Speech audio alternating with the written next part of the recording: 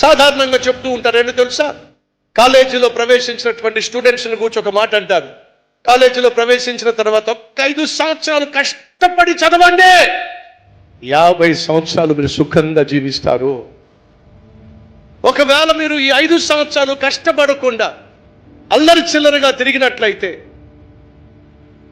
తాగుతూ చిందులు వేస్తూ పార్టీలకు పబ్బులకు వెళ్ళినట్లయితే, మిగతా 50 సంవత్సరాలు మీరు కష్టాలు పాలైపోతారు, ఆర్థికంగా చితికిపోతారు, దేహీని అడుక్కోవాల్సి వస్తుంది. చదువుకోవాల్సిన సమయంలో 5 సంవత్సరాలు కష్టపడి చదివితే 50 సంవత్సరాలు సుఖపడతావు, మంచి ఉద్యోగం సంపాదించి నీ కుటుంబాన్ని పోషించుకొని బిడ్డలు చదివించుకోగలుగుతావు, సుఖంగా ఉండగలుగుతావు.